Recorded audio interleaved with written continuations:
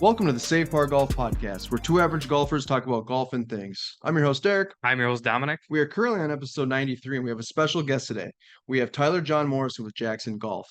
Tyler offers club repair, regripping, fittings, complete customizations, and he makes putters, including the Mark X putter. If you don't follow them on Instagram, make sure to hit the follow button. Their Instagram handle is at Jaxon Golfing. Tyler, thank you so much for taking the time and joining us. Thank you for having me. I'm glad to be here. Yeah, this Absolutely. one's a long time coming. It is, yes. Yeah. It was, wasn't it? We've been talking to you for quite some time, and I think we've had to push it, or We just keep getting booked out so far. Yeah. And which is a good problem to have. yeah, Yeah, Right? it's It nice speaks that to the popularity of the podcast. yeah, Right? I like to think so. I think so as I well. like to think it's our personalities. We compliment each other very well, right? We've been told that. Really? Yeah, I kind of have more of I kind of have the game plan of what we like to go through, and then Dom I'm just kind very of goes, ADD fueled and dry. yeah. Yeah. So, but Tyler, thanks again. If you want, I kind of did an introduction there, obviously, but if you kind of want to just tell us how Jaxon Golf got started, and just tell us how you got into the game of golf, and kind of give us the rundown. Wow, this is a story. You got a minute? We have a minute. We have plenty of time. You even have golf club tattoos. That is pretty badass, actually. Actually, yeah, that says "Till death do we par," and Oh, I like that. Very cool.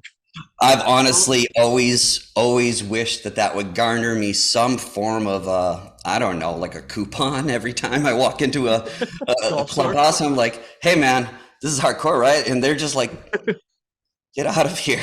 Yeah, who is this guy? I think it's pretty awesome myself. No, really? Yeah, that's Yeah, I cool. like it. Yeah. Awesome. But the story. So short and long, you can imagine. Let's go back to about 2013. The catalyst event was probably my dad dying. He passed very, very quickly of pancreatic cancer. Not how I expected this to start. Sorry to hear that. Yeah. Thank you for saying so. I'll tell you just connect the dots real quick was we kind of had two halves to our relationship. There was the sort of young teenage or the younger adolescent pre-divorce, and then there was some 7 years later when my son was being born. And funny enough, we sort of rekindled our relationship on the golf course. Very cool. Yeah, it was a neat sort of connecting point when we were younger, and I'm not certain he even knew how much I loved it because we were sort of the once a year go to the family tournament kind of golfers through much of our young and then teen years with some flashes of excitement and sort of passion for it. But I so wish I had, well, hindsight's 2020. Let's fast forward and again, about 2013, and dad gets a diagnosis. He's 6 weeks from diagnosis until he dies. Not a lot of time to put a lot of perspective on everything. Sure. And with that hard piece of perspective, it made me really re-examine where I was in life. And I was working at Bose Corporation. I don't know if y'all are, I'm sure y'all familiar with Bose, noise canceling headphones. Yeah, I worked in okay. Yeah, I was working in the tech support department, and you can imagine ultra premium company, ultra high-end clientele. They have high expectations, and so you're always dealing with the angriest customers that probably felt the most privilege, yeah, there's definitely a moment. I made my own joy there. You'll get a sense of what it's like talking to me. And as we used to say in the industry, I gave such good phone. Pardon me. So I bet you there's some listeners out there checking in tonight. I'm actually reconnecting with some of my old Boseites this weekend. Oh, there we go. So they're called Boseites. That's what we call Oh, them. no, that's what we called ourselves, Boseites, Bozos. Bozos. It was cool back then, but I don't know, actually. That's a good question. We never even thought about Didn't mean to interrupt. Yeah. Sorry. no, you're fine. No, again, attention deficit. Hello. Hi, Dominic. Yeah. We just gravitate to each other. It's terrible because we don't help one another. It's not quantitative at all, is it? No, it gets worse. Big groups of ADD, it's like Right? super fun, but then you're just like, we're not productive. Yeah, you start Right? off with one thing and then you end up branching off into about 20 different things and then realizing that you didn't even finish 7 conversations for, Beauty of a podcast. which is nice. That's kind of a, yeah, That is the beauty of a podcast, isn't it? it is Yeah, really. yeah. A bunch of attention deficit people get together and it's like a confetti gun. It's like, woohoo! A lot of heat, a lot of action, a lot of activity, and then just a bunch of confetti on the ground is left and nobody left to clean up. It's kind of like a firework. It's a lot of buildup, big explosion, and then it's done. Yeah. Well, just in that story, I just reflected on that bit of like, gosh, I'm kind of tired of this, and I had just met actually a very fanciful girl by the name of Carolyn. That's an awesome story. Wow, we might not get into that one, but We can save it for part 2 of the podcast, right? right, that might be a part 2. We'll have to sequel that one. But Carolyn, right? So Carolyn was right by my side. She was my girlfriend at the time, and family had welcomed her right away. But it prompted our marriage to happen much, much more quickly. Was this decision that I needed to get out of Bose and just do this thing. And the thing I was doing was just, I knew I loved golf. And the first place we were able to land was Pembroke Country Club in Pembroke, Mass. It's a devilish course. Skip Wogan design, actually, or I'm sorry, Phil Wogan, the son, is the architect, but some quirkiness about that course anyway. But I got just working like a lot of people do, cart barn, ranger duties in the shop for a little bit, whatever. So I learned just sort of the foundational stuff. And the goal was simply just to start from the ground up and see where I got. Fast forward 6 months and I was already pretty tired of the humdrum. And I had gotten really curious on YouTube about club repair. Okay. Regripping. That same silly, weird man bug that drives you to want to learn how to change your own oil on your car. Because that's a whole anyway. Every time. Yeah. I do all my own oil changes. Really? I think it's fun. Yeah. So, okay. Well, that's podcast number 3. I've done it before, but I'd prefer not to. But I have done To it. me, it's like you end it and you're just like, Like I did Yeah. that. There was one time my hair got stuck in the creeper though. Oh my God. Yeah, so now every time I get under my car, I have to like put it up hat on or and something. then put like a winter hat on. So it's like 95 and humid. I've got my hair up and a winter hat on. What is this guy doing with a winter cap on at 90? Well, you know what? You could just put it up in the man bun, You could rock Yeah, it. the hat's easier. It is. Yeah. Either way, you might get asked, are you going to serve me coffee or something with the, the man bun thing? Yeah, exactly. I'm pretty useless with coffee. Derek can attest to that. Well, anyway, But it makes sense though. I see what you're saying though. Like, you Yeah, kind of got yeah. obsessed with it and you wanted to kind of dive into it. And next thing you know, Sure. Like the bug bit me, and then I ended up under Steve Shao, the manager of the Watertown Golfsmith. They had just previously been Golf Town, the Canadian entity, and then they were bought, or they bought Golfsmith, but then decided to make all of their U.S. locations Golfsmiths instead of Golf Town. In the short and long of it is they needed someone just to do the repair shop. Mm-hmm. And my eldest brother, Shane, gave me the connection. He's like, you got to talk to Shao, and connected me. And that was my first repair gig. And that was when I knew what I wanted to do. So it was just a slamming busy shop. My first day there, it was just coated in all the graphite and steel dust. And they were like, so here's the shop. And I just said, I need a broom. Need to clean this place up. Yeah. So I just knew I was doing what I was meant to do. You got to understand that I was sort of the black sheep of the three boys, my two older brothers, they're Shane and Jesse. Both of them did a fine job of shadowing the old man and whatever he was doing. He was a master carpenter, really, really skilled carpenter. He's the guy that would, instead of, the 16th of an inch standard, would measure everything to the 32nd. That was only good enough for him. So my other brothers, they fell into that industry and did that work alongside him, even when he was doing a granite countertop business later in his life. And my job was to go and attempt to help and grind off the corner of a counter until it was a nub.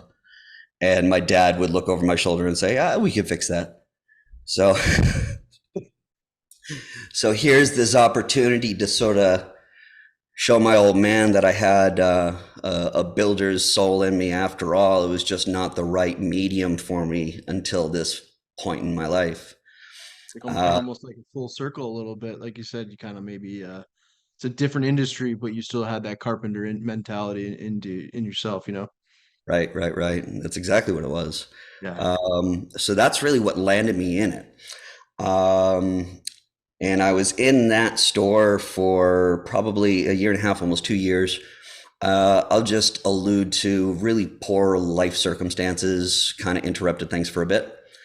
And I found myself working as a meter reader for a solar company. It's just as exciting as it sounds. How long were you there? How long were you doing that for?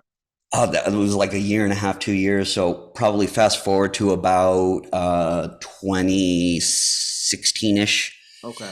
So you were just doing it, but you didn't really probably enjoy it, kind of. No. It was filling in the void, and I had gotten away from golf. I'll be very honest. I was dealing with mental health issues, really tough. And funny enough, the humdrum of a dumb job maybe was what I was trying to go to for normalization. Didn't work.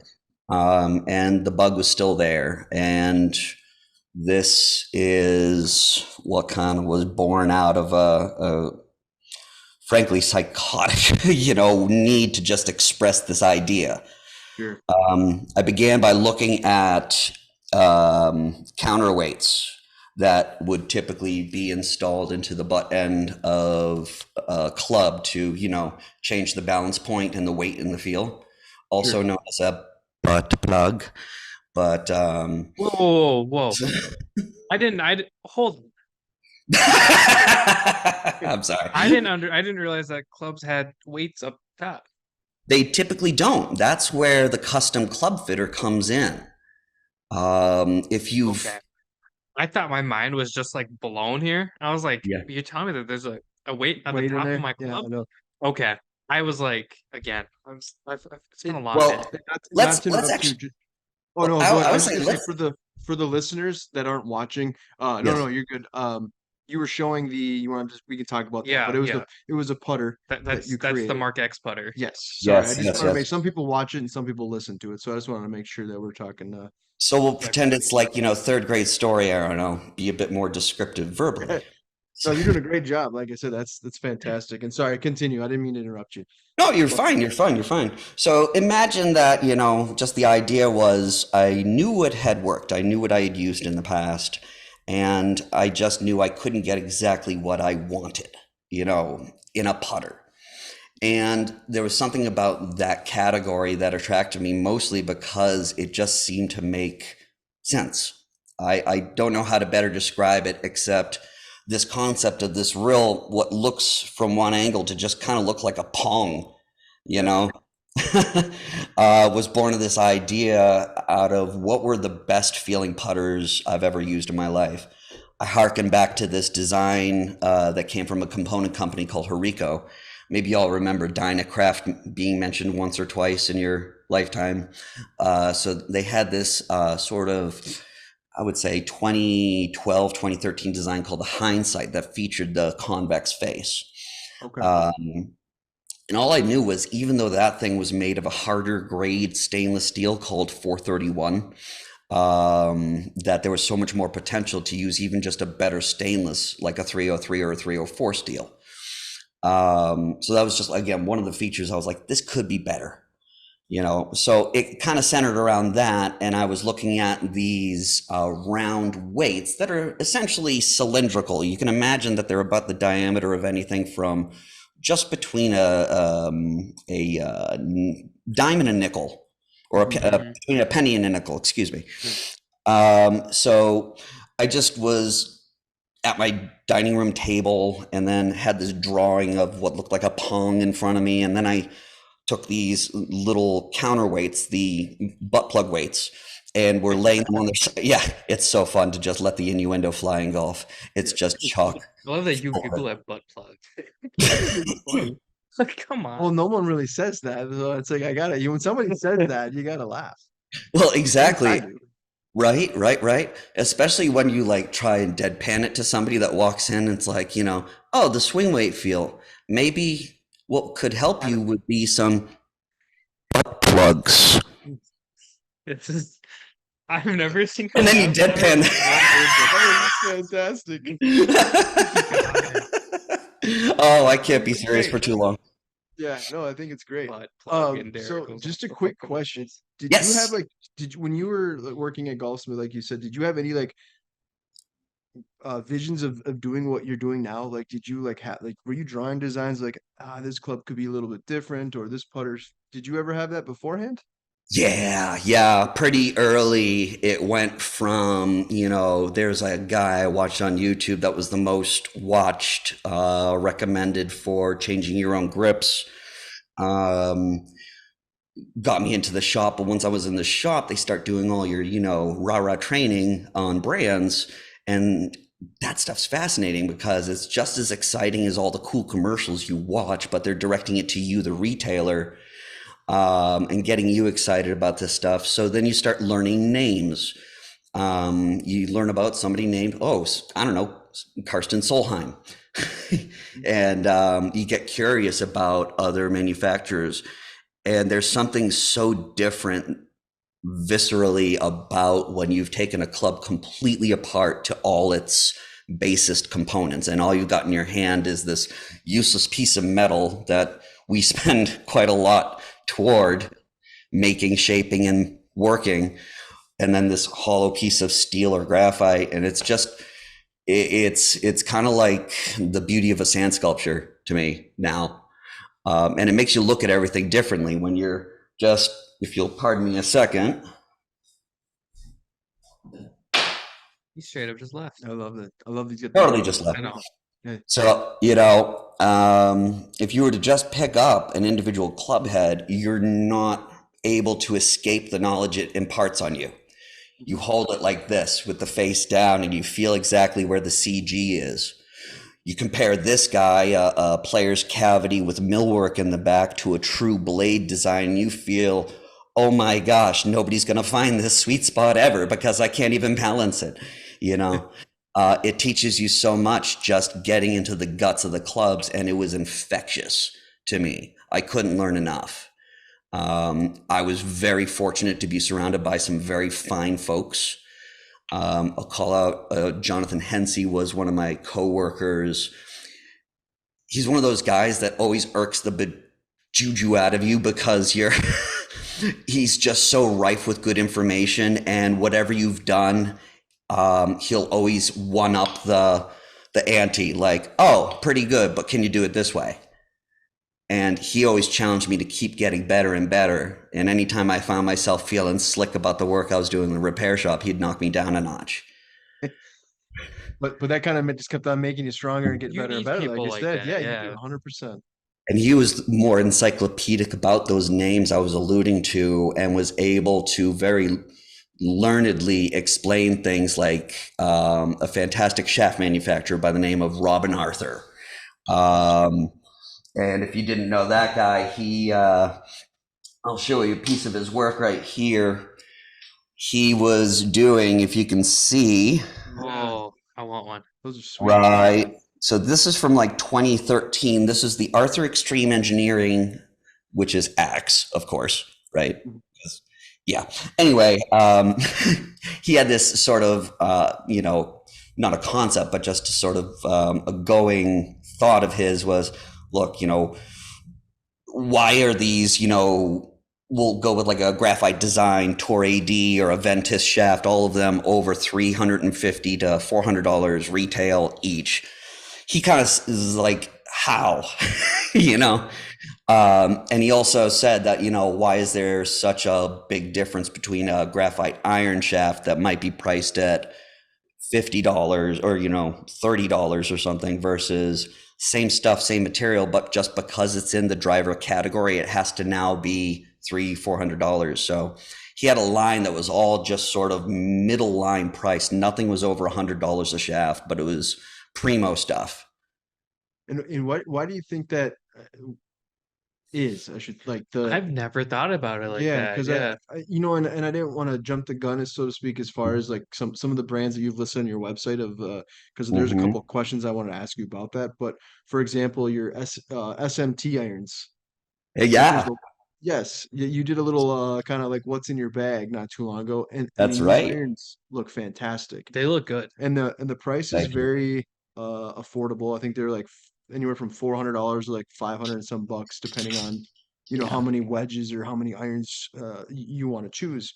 But Mm-hmm. why do you think that is? Like, because I feel like there are some companies that go straight direct to the consumer, and then there's some that go straight direct to the big, companies like Golf Galaxy, Golfsmith, and things like that, where they're, I don't want to say they're the same product, but they're very similar in comparison to quality. Um, I mean, why is that? Because you're kind of like again, you're talking about these shafts that are good quality that are very much affordable for your average golfer or even a golfer that's what I mean that can afford it. So I'm just kind of curious on how that works and why that is. It's Well, killing me guess that you Google that butt plug, but not shaft. I'm sorry. We just have to do the shaft, like close talk. Like, I just like to laugh, but I just think it's even more funny because it's definitely the first that I've heard of that in just multiple times in a podcast. Right? We might have to get a counter up there on the screen I was somehow. gonna say we're gonna have to counter it. I don't know how to do that. We'll have to figure it out. How many Well, times Derek laughs and how many times butt plug gets brought up. okay, butt Ouch. plug. So, butt plug, the industry dictates a lot. And what's interesting, I should say that Arthur Extreme Engineering is defunct. They are under. I believe he did um, start another company it's so small that I hadn't even heard of it until very, very recently. So I might start being able to source shafts from them, whoever they are. Regardless, the answer to the question is always going to be the market and the demand drives the price of clubs more than anything. Oh boy, am I going to shatter a lot of misconceptions for y'all tonight. If y'all want to learn things about like the actual cost, behind the clubs, probably the best piece I heard about that was the folks at I believe it was My Golf Spy did the how much does your driver parts all cost, etc. Mhm. Mm-hmm. But you got to imagine though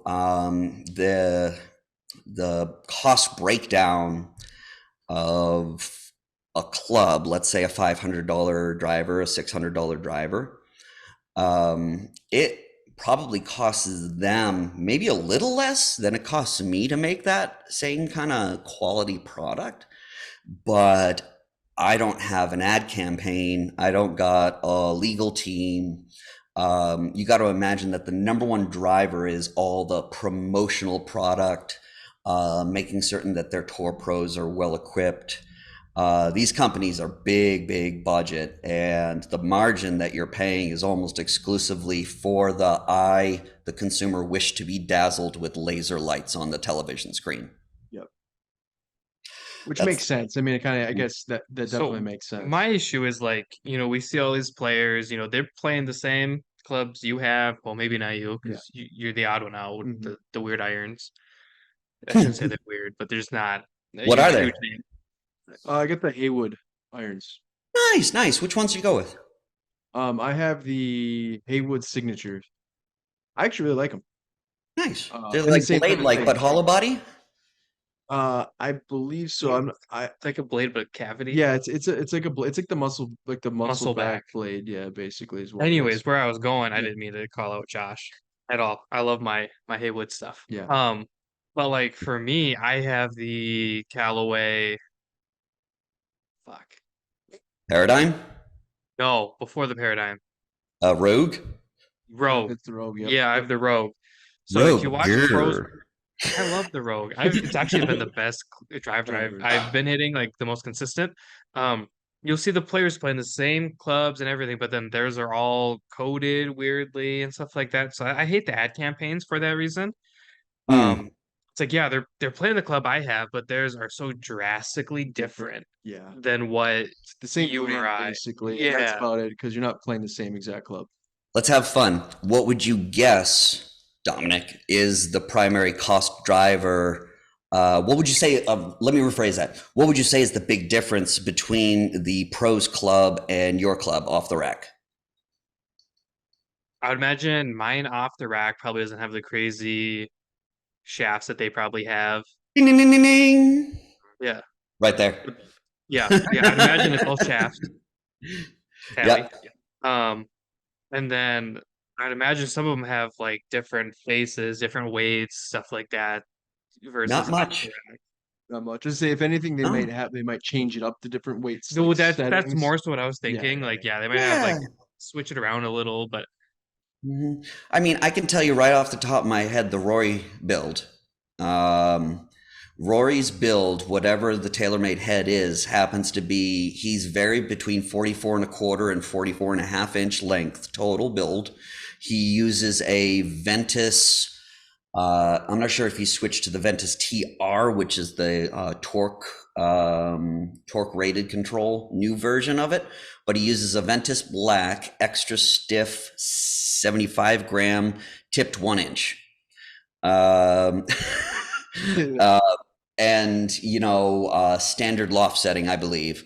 So yeah, everybody's going to have that, but that's no different than most people can get at a really general big box store fitting. Mhm. Some of those adjustments like hosel sleeve, the weights, and yeah, they can do something very special like a hot melt, which would place a bit of the stuff called, well, hot melt. In through one of the ports into the head, and you can, make minute changes to the feel, the sound of the club, and the CG location to favor draw or fade bias. So yeah, they do have access to that stuff, but at the end of the day, you could follow. Was that? that'd be nice. I would never hit a slice again. You would never hit That's a a lie. slide? I would slice it. I would find a way. This might be a dumb question, but do you think, like, obviously the person that's doing the fittings and the customizations probably know like the specs and the rules of what you can and can't do. But do you think that they get, like, for example, like you get drug tested if you're playing golf maybe, or like, do You they get driver tested? well, you get like your golf clubs. I'm assuming they have to go through some sort of protocol to make sure that they're like Oh, the USG or You hear all the that cheer conformity and whatnot. glass. what was that? The conformity via Yeah, the USG. conformity, exactly. I mean, is that a common practice that they Grand check?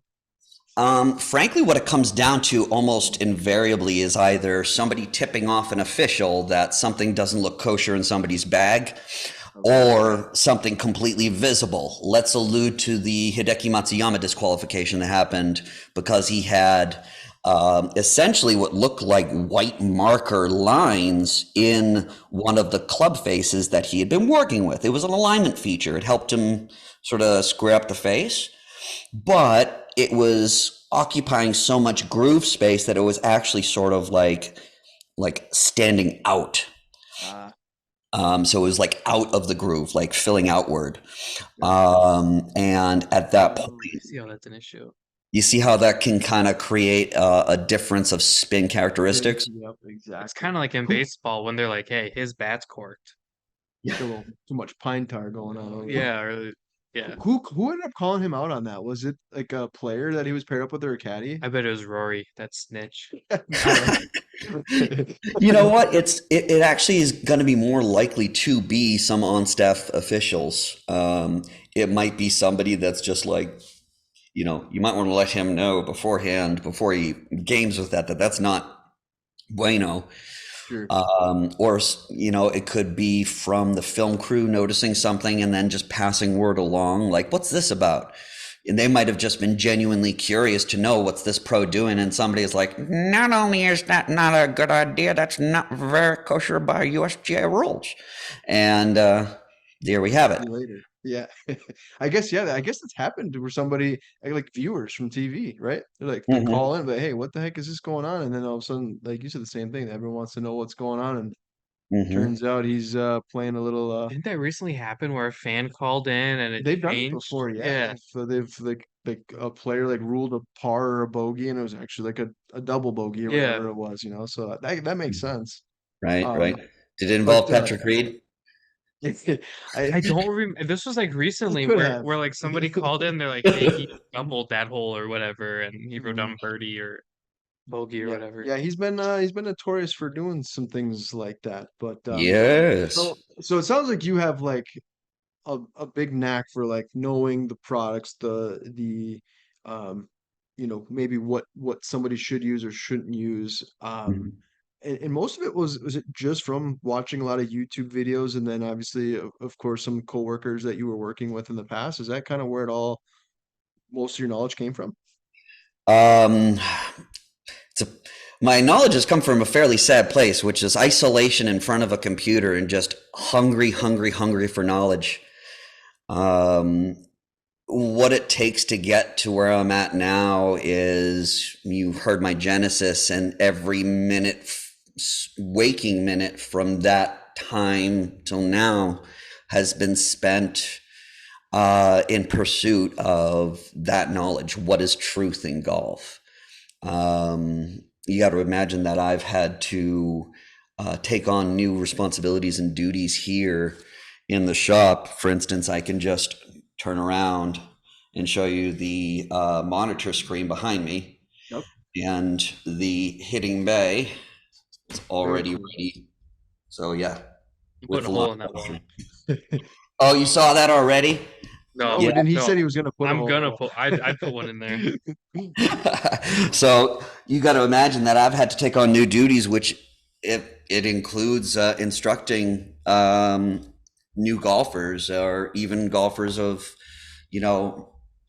very, high level of skill. I've worked with local PGA pros, but I would say the majority of people that come in here, I'm working with them, from square one.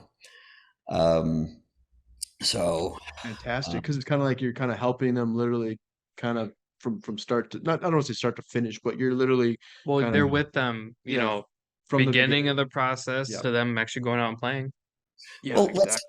let's look at this the way I did, which was, how am I going to get this done? People are expecting a shop to have the ability to give lessons. Mhm. I'm barely making rent here in the cute little neighborhood of Somerville, just outside of Boston. So yeah, so it was kind of like, my hands forced. I've got to instruct some of these people that are coming into me looking for assistance. I've got the simulator and everything. Yep. So it began like, how's little old me, that is not a certified PGA professional, I haven't taken the test or anything like that, going to help these people? And the answer was, you're going to absolutely become an encyclopedia. And flesh out what is truth, what can you hang your hat on. And since working with people, there's been a bunch of what sticks, what doesn't, some Jeet Kune Do theory from Bruce Lee there, eliminate the useless. And, what we've gotten down to is I've been able to distill that lesson one into a 1 hour lesson. I'm sweating like crazy by the end of that lesson, because I'm bopping around, hands all over them, putting them in positions, things like that. Not. I'm a grumpy instructor when it comes to, did you do it right? Like, no. Yeah. Stick, nope. No. It's just everything is earned. You know what I mean? Sure. And it's been super successful so far, watching people absolutely just blossom, telling me that their handicaps are dropping, that this thing sticks. So This is a cool new phase of my actual life that I fell into without even intending to, is that I love instructing. That's very cool. That makes sense though. That's like if you have a shop, somebody comes in for some custom clubs, you probably would want to have some sort of knowledge or be able to let someone take some swings. And I Mm, love the fact that you have that mentality and attitude to be able to dig in and want to, because some people just kind of want to cut corners and do things certain ways. And sometimes I think that is more often than not. So I love that you're doing that. And I think you were gonna probably add something. I don't know if you were. I don't know if I was gonna cut. To go ahead. You always cut me Yeah, off. I do. I do. I sorry, wanted to Dominic. go back and talk about the Mark X putter. Oh yeah. Yeah. Mainly because all of us have one. I would hope you do. Um, and it's been one of my favorite putters because of how customizable it is. So I actually stole the weights from Derek. I know you sent us a bag of them, and I Mhm. stole them, so I have them all. Um, I did put some weights in mine, so mine yeah. is a little bit heavier than. So yeah, so is mine. Mhm. Um, I've really enjoyed the customizable side of it. It kind of caters to the player. You can make it heavier, you can make it lighter. I also just love the way the face feels. Mhm. Um, and I think that's kind of what sets that putter apart from other putters for me. And I know I Mhm. had reached out to you a while back about why the face is shaped that way and everything, and you broke it all down for me. And Mhm. now I just feel like a big nerd about putters, and now I've kind of gotten that itch. It's kind of what we're Um, doing right now. We're nerding out on golf clubs, which is awesome. I'm learning Yeah, things that I I just wanted to know more about like the breakdown of it, see if anybody Yeah. else is interested in getting one. Because one, they're affordable, very affordable. They're what 149, I believe, right something around like there. that. My going price, they start at 129 right now. Okay. And I Uh, love I love the grip. Surprisingly, I love the center tilted shaft. mhm. I love that as well. But I just want to learn more about it for like the people listening. Maybe they're looking for a new putter, a new gamer. I know we kind of briefly touched on it, but I'd just like to learn more about it if there's any more to learn about it. So much more, I'm sure I can tell you. So imagine that. Let's go back to I was on pencil and paper. Fast forward 10 designs later. That's how we came to that name, that nomenclature was the Mark X. I just thought it sounded cool. There's another X I can put on my product, just like Jackson. Mhm. And while we're on the subject of the X in that, Jaxon Jackson, that's my dog's name. If I was anybody's gonna ask wondering. why it was Jackson. Yeah, Yeah. It, that is it nice. was born of, I was in the middle of well, we'll get to that. We'll tie it all together. Perfect. So I'm on that 10th design and I start making contact with Jeff Summit of Rico Golf. They're a component company I've dealt with, again, the parents of Dynacraft, eventually Powerbuilt, Acer, a number of brands that I carry. And it's a really very fun story where I was just like, I had the idea. How do I execute this? He literally has a link on his page. It's like, got an idea? Just click it. And I did, and it was the custom logo program where they offer you either putting your company's logo on a cavity badge for one of their stock irons, and then it's like, oh, this is like your own branded iron. Even that's a much less expensive prospect, more for people that are just trying to promote maybe a club or something. Mhm. But then there's the deeper dive one, which is the original, and I was just like, hi, I drew on graph paper. Look at my thing. And and it was as literally as just, I'm a wicked nerd of golf, and I would like to take part in this program, please, and help me design my putter. So let's speak a little bit about those features that were sort of coming through in the design. As you saw earlier, those of us, yes, that can see what's going on right now currently. The convex face, as I alluded to, was just one of those things where I'd used a product that had it, and I saw the result, which was it starts rolling right away, and the feel is impeccably soft. But then I said opportunity. So this, as it says on the bottom with the little engraving, is that it's made of a very soft feeling 304 steel. That's the same grade of stainless steel used in putters like Scotty Cameron's mostly. That's why you don't see things on even the finest putters that say forged, because practically nobody forges those putter shapes. They're just too strange. They need to be cast. Sure. No big deal. 304 is great. It's the same thing that the RF 33, the Rev 33 RF irons. They were originally the ones, the limited production, Ricky Fowler, Brown. I never knew the name of them. Yeah, I love those, but yeah. They were called the Rev 33s because 33 revisions. So it makes my Mark X look a little tiny. It's like 3 times as small. But I'm used to being small. I'm 5'6". And in fact, I'm actually part of an arranged marriage. My wife is 6 feet tall. It's a marriage of convenience because I couldn't reach things.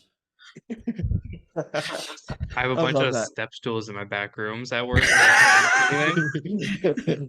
I joke, I jest, any which way. But she really is almost 6 feet tall. She's 5'11", and I used to be 5'7", but when I married her, it's like, you're 6 feet, I'm 5'6". Let's just call it.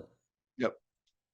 Anyway, who cares, right? So yeah, I want to say my favorite thing about the face, yes. To me, it kind of feels like a bat. Like when you hit like a baseball and you hit the sweet spot, you almost don't feel it.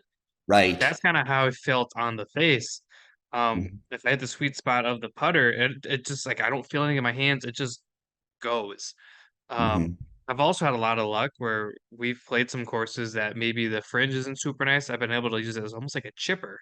Yeah. Right. Where you get the face is sort of underneath. Yeah, almost. And then you just get a little bounce, and then it just rolls out. I've had a lot of luck using the putter for that as well. Well, go ahead. I'm sorry. No, I said I love the feel of it as well. It's definitely if you're trying It's so hard to explain. Like it's soft, but it's responsive. Well, let's talk about that for a moment. The soft and responsive has to do with the fact that it's a solid 304 steel body. That was part of my design concept was, why are we wasting so much money on multi-material faces and things like that? An Odyssey White Hot would be a comparative, feel as far as softness is concerned. But if I've ever gone from my Mark X to some other brand of putter that is a standard face, consistently I always leave putts short. There's something with this convex face, the energy transfer that happens, and it has to do with the fact that the convex face is only contacting the equator of the ball. That's that I needed it feeling, There's no opportunity for a glancing blow, whether descending or ascending, with the round convex face. Yeah, you can do that fringe thing if the ball stands up where you can kind of descend into it and get the face under the equator. But with just a little bit of practice, I think it doesn't take long before you get the feel with the putter on the green, at least. I agree. I said I have several putters, and I feel like that one feels much different than any other putter that I own. I've hit some crazy shots with that putter. Yeah. There's one. I'm going on a little story time. We were playing at Bull Rush. It was before our first tournament. I had this really weird shot onto the green, and it kind of rolled up on this hill. And I'm like, I'm just gonna putt it. Like I don't feel confident chipping it because it's downhill. So I'm like, I'm just gonna putt it. And it was one of those. How far do you think it was? Like 40, 45 feet? It was a ways out there. Yeah, it was a long putt. And I'm in like this thick rough, and I pull out my putter, and they're just probably thinking nothing of it. I hit it, and I got just enough under it to kind of pop it up a little bit, and it just kind of rolled. And I was kind of watching, and I'm just kind of walking towards the hole at this point, and then it just drops. And everyone's like, "What did you do?" Oh, yeah. I'm like, "What?" Believe it. Yeah, TJ. TJ, yeah. And I was like, I don't know. Like I putted and it went in, and I'm just gonna go get the ball. And that's amazing. The feeling from that club is just so hard to explain. Yeah, and it was a feeling I sort of gathered, from using a product similar some years ago, that hindsight putter. And it was just like, I need that in a putter. That's again, sort of spurring the why, A lot of the answer to the why, I don't know. It was just something driving me to do so.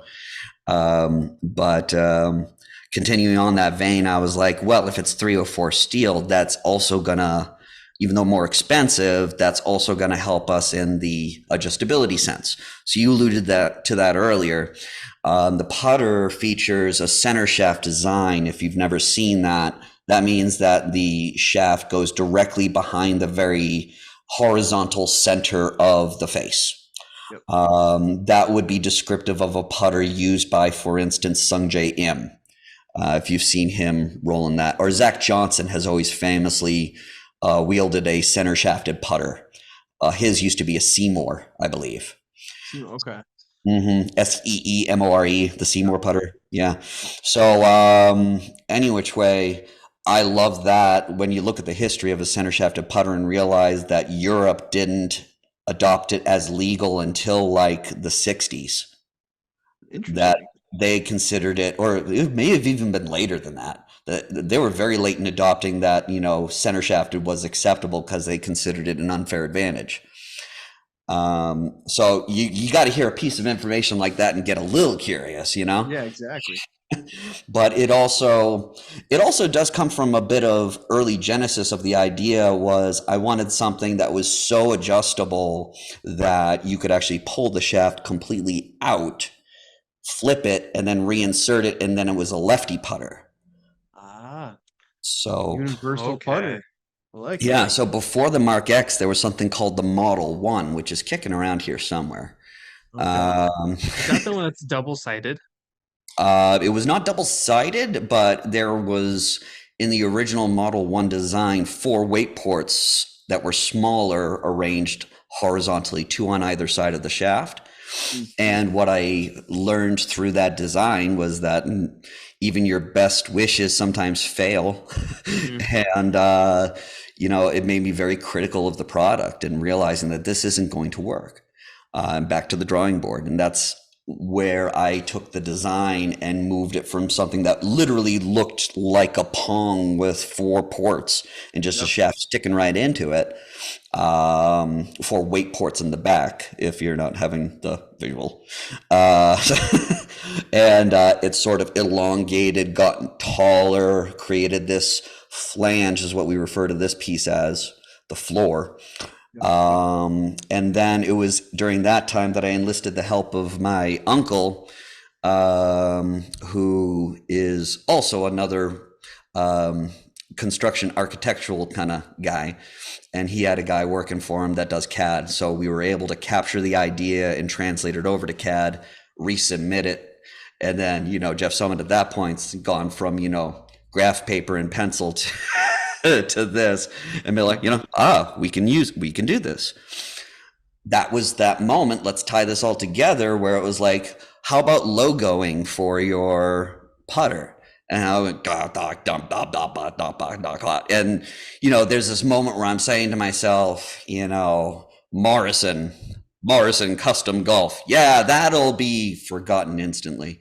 And it's nothing against my surname. I am very proudly a Morrison Duneshton. But also I just saw too many M names. Like all you needed was somebody out there on the golf course saying, yeah, it's a cool putter. What's it by? You mean McGregor? Sure. That's true. Yeah, you got to kind of have something that stands out a little bit, right? Yeah, and then my Pitbull mix, Jackson, coming to the room when I'm thinking hard and nudges up against me and, big, pity face. And I'm like, Jaxon. There are no real big J names in the industry. It's 5 letters, pretty easy to remember, and has an X in the middle. Done. I love it.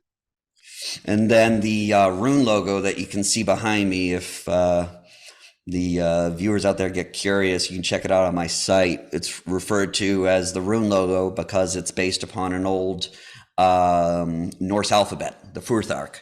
So if y'all remember, the Bluetooth symbol is actually similarly built. It's it's a construct of 2 runes, Berkana and Gebo. Well, I'm sorry, H and Hagalaz. There we go. I studied this sort of thing a while ago. And any which way, so that was for HB Herald Bluetooth. That's what they named the whole technology for. So I said Oh, to You're just dropping myself, all sorts of knowledge tonight. right. So I said to myself, being schooled and learned in rune lore, I said, let's make a bind rune that fashioned my name. So looking at it, there's this sort of upward arrow that is representative of the letter T. So it's their phonetic T in the old, Viking alphabet, but it was also representative of the god Tyr. So T, Yera, which is these sort of greater than, less than things in the middle of it. Yep. That's the J. And then that big old thing in the middle that kind of looks like an M, that's the M. Okay. I was So going to ask you like what the logo itself kind of represented because I did read on the where you got the name from with the dog. mhm, I'm glad you mentioned that because I was going to ask mhm. that. So no, I think it's great. I like it a lot.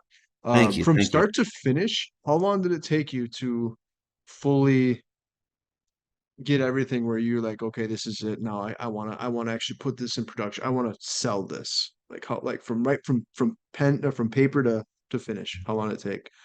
Nuts story. Let's just summarize and say 2 years. 2 years? mhm. Okay. Yeah, it was at an Easter Sunday gathering of some kind, and I think I was jotting down these little putter ideas and getting kind of, like this could be a thing. Yep. Fast forward to the 2 years later, and it was literally the outset of the pandemic, 2020. And it was this nut up or shut up moment where the foundry and everybody's looking to me for the final approval. It's like, you've done your prototyping, you say it looks good, we made a little adjustment here and there, blah blah blah, looks good, okay. Pandemic happens and it's like, well, dang. Yeah, exactly. And I don't know how everybody else out there psychologically freaked out, but the way I psychologically freaked out was money might mean nothing soon. There's no gold in Fort Knox. Gosh. and and so I just said, well, let's invest in as much, American stuff as we can, buy stuff. I looked at what remained of a 401k and I liquidated it. And you take a tax cut and you get a lump sum, and that's what I use to fund it. I'll be very honest with you, I wasn't certain that it was going to be successful, but just something felt key about that moment, that this is the time for a lot of us to make big choices, and I made one. That's awesome. A lot of people wouldn't do that. You know what I mean? Like you said, as an entrepreneur. Literally nut up or shut up. Yeah, I love Yeah. that phrase actually. The way you said it, I couldn't have said it better. In my mind, I was like, he nutted. And then I was like, I shouldn't. We're just I only nutted because we were talking about butt plugs. Yeah, I was Oh just gonna my say God. this is we're all over the place with this episode. So my dad watches these on YouTube sometimes. Yeah, I it's can't wait to hear fantastic. him just laugh while he's at work. Yeah, He'll work. good little. He's gonna get a laugh. He's gonna learn a lot. Yeah. He's gonna Hope learn a very so. cool story. So I think it's fantastic, and I hope, like I said, any way we can help you out on our end, we'd love to continue to help you out. Can you give us a quick? I know you had mentioned before we hopped on that you'd give us a little rundown of the shop. I know I had mentioned. I don't know if I mentioned it when we were recording, but you did. You've been posting a couple videos. There was some construction, some jackhammering going on, and ripped open a hole. And another one of those things that you're probably like, I started a company and now I'm learning to do these things. And now all of a sudden now I have to learn how to figure out how to deal with water damage. You know what I mean? There's just probably one Mhm. thing after another owning a company. But can you just kind of share your thoughts on what it's been like, you know, having your own shop and then also maybe just give us a quick little tour?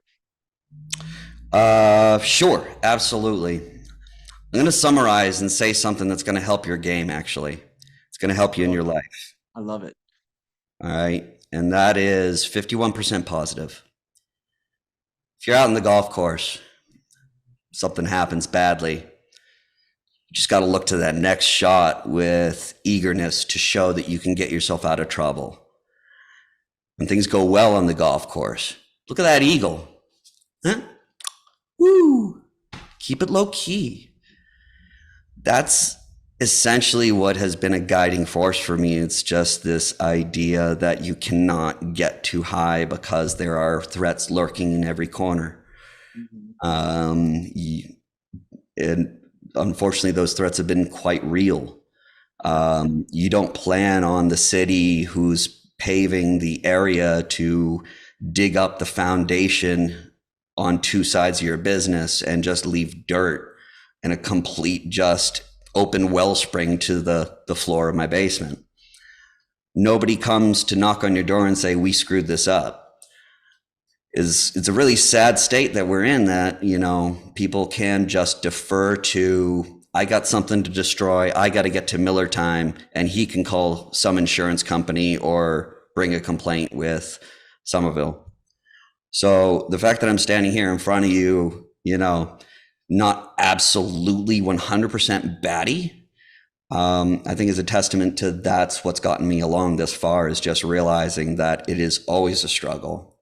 And then you can only do so much, and that the right customers can be some of the most wonderful, understanding, and supportive people in the world. So a quick shout out to all of my customers. Thank you. That's awesome. Well said, man.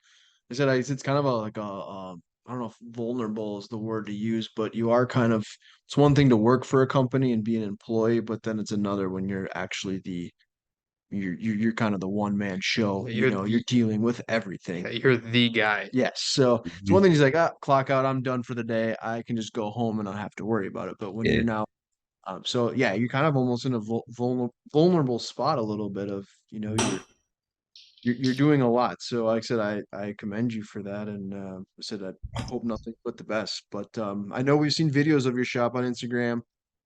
It's not a huge spot, but it looks like a really cool spot. So I'm lifting you up in front of the front door. God, I'm tall. And now we're 6 foot. Yeah. So as you can see, we got this hitting bay behind me. Yep.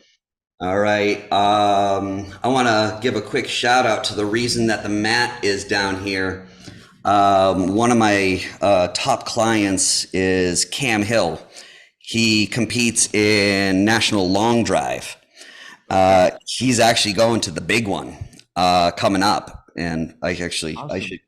I should actually probably not enough time to accurately quote, but any which way, he comes in here and practices for some speed training, and to see some of those numbers pop up on the screen is insane. Today's session, he was like, feeling kind of tired. I think I only hit about 205 ball speed, So big shout out to Cam Hill. He's one of the best controllers of ball flight out there amongst amateurs. He gets through brackets by controlling ball flight, So I have a lot of respect for the way he operates, and his work ethic is, awesome. So give on Instagram at Long Drive and Chill a follow. Cam Hill will impress you. Long Drive. All right, I'll definitely check it out. All right. So any which way, it's a very basic SkyTrack unit is all I'm running right now. It's about all I can frankly afford right now. But it's plenty enough data to do the fittings that I need to do here. And the beautiful thing about the way I operate is that if you've gone to like a Golfsmith or something like that in the past, or a Dixon you gotten for a fitting, they are sworn and beholden to the big companies to sell you the 5-iron or 4-iron through pitching wedge, the whole shebang, right? So I've had people that just consult me and they're like, I need help. I take my chair and I sit down and I invite them in and I say, talk to me. And what's beautiful is that what can begin as a fitting session will just evolve into a lesson. And it's a gorgeous thing to not have any restrictions, that I can feel free to say, dude, you're just not swinging hard. Like literally, he brought me his fitting sheet from one of the big, fitters, Club Champion, I think. And they quoted him $3,800 for a Paradigm iron set after they got through fitting him with $100+ iron shafts.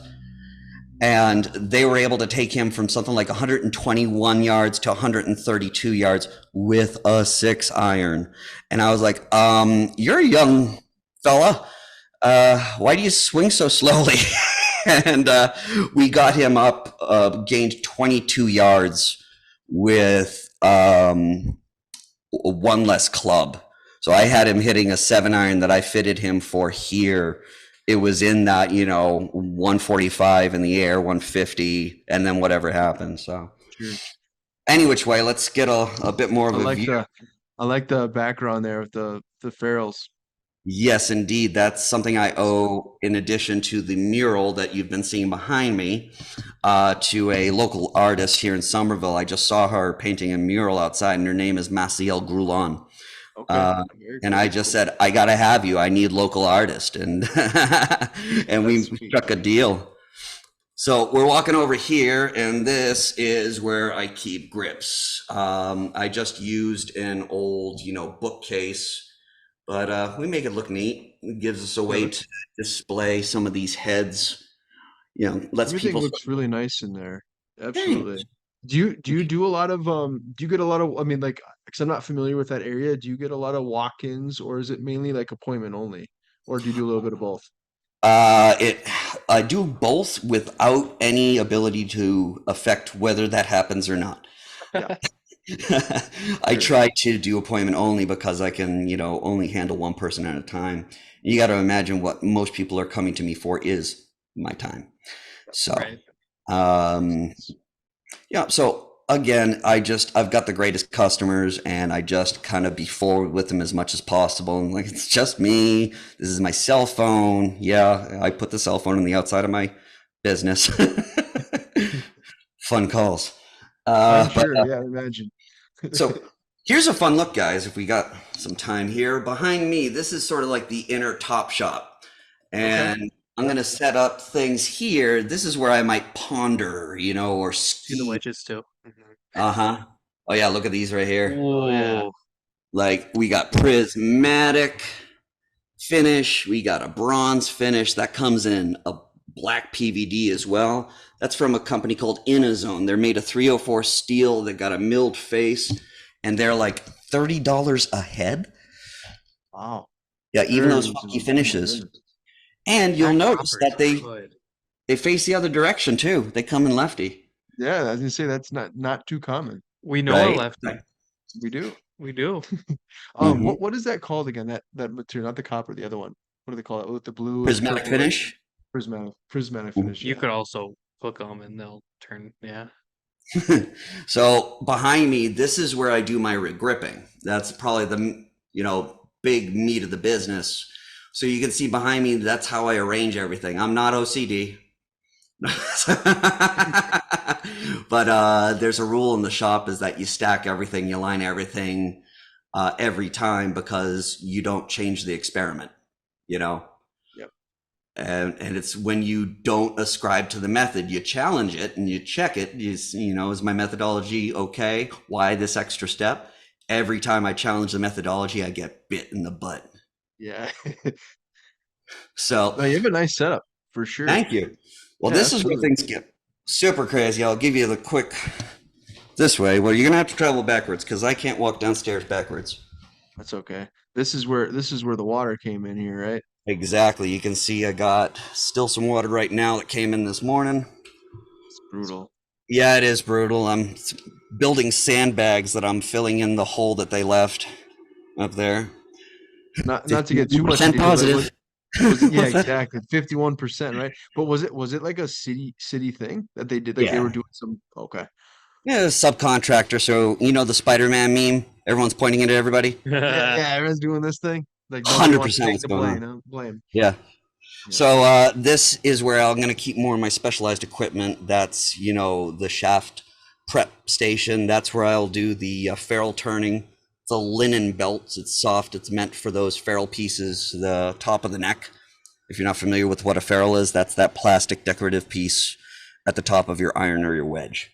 No, this might be another dumb question, but because Mhm. we, with the Haywood irons that I picked, you can pick the different colors, and I know I've seen on your you have awesome, really cool different ones that you build. I have a pink one. And you do. Yeah. There really isn't. I mean, obviously, besides like brand itself, that really doesn't have a whole lot to do with anything quality wise of the club itself, or does it?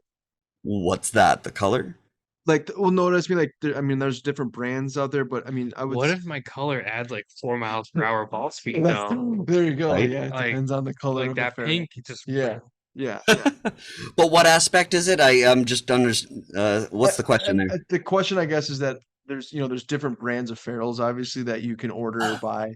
But Yeah. is there really like, besides, I'm sure there's qualities that are a little different than the other, but that really doesn't affect the club itself, like as far as like like like he said, like distance or anything like that. It's well, I more of mean, a just more of flames add 10 horsepower. it's more of an You know what I mean? aesthetic look, correct? You could imagine that they do serve one functional purpose that is so it's cheap almost. So you can imagine that when there's an iron head and it comes out of production, there's a bit of metal at the very top, right into the hosel. That's the hollow neck.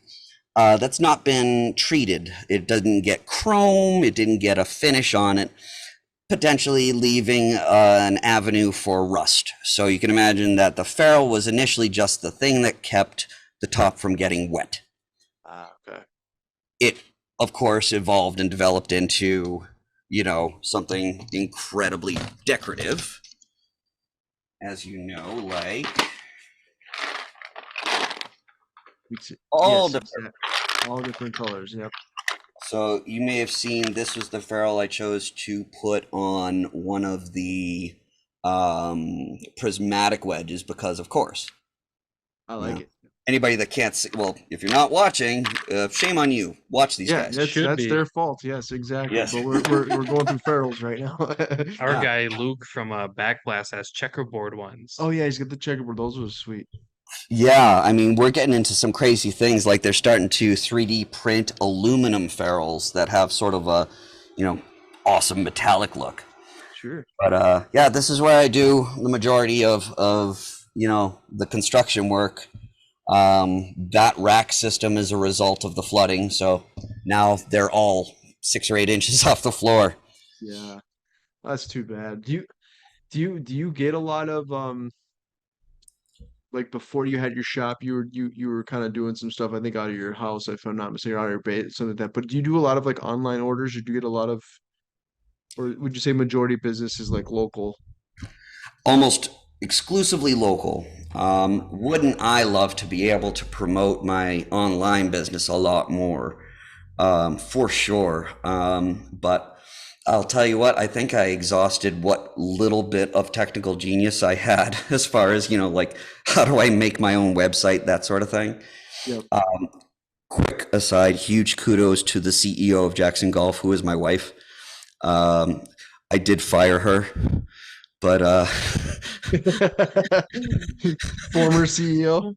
CFO, excuse me, CFO, CFO. Chief Financial Officer of Jaxon Golf. I rehired her on contractual basis now. So That's awesome. so much of the logoing we owe to her and many of the small projects, things like that. But essentially, when I was learning how to do things, I exhausted any bit of technical brain power on the search engine optimization for Google. That's how everyone finds me. It's Google. They Google club repair, and by luck, I was able to make certain that anytime somebody types club repair or grips, I'm one of the first to show up. What bolstered that was just firsthand accounts and the reviews. So I got my first not 5-star review the other day. So because I was reading on your website, yeah, you had like 27 or 28, or it might have been more than that, 5-star reviews on the That's website. right. That's right. Yeah. So yeah, we had gotten as far as 34, I believe. Straight 5-star. That's Was what's it at least a driven. 4-star? No, 34 5-star reviews. No, I was- I'm sorry. The one that wasn't a 5-star, was it at least a 4-star? Oh, it was a 1. It was a glorious 1, and essentially, hey, maybe this guy's listening out there. Just don't talk down to people in their own shop. Yeah. Been there, yep. Beautiful thing about owning your business is you can look at somebody and say, this is a project I don't want. Have a nice day. Yeah, exactly. And it's And it unfortunate they was go the distance for to just take that time and give you a shit review. But It's always the people, like people will leave bad reviews, but they'll never take the time to leave a good Yep. review, and that's always frustrating. oh, you exactly. know what? I've been proven wrong that's exactly what's driven me this far so far. You know what Yeah. I mean? It's those good reviews. Sure. I think that's got to be probably one of the more self-fulfilling things, like you said, like just like the gentleman or the kid that you're talking about with he went to a high-end store, a Mhm. big shop, and you're able to help him. I mean, that's got to be probably one of the reasons why you're doing what you're doing, right? It's a huge self-fulfilling thing to be able to help other people get better at the game that you so love, you know?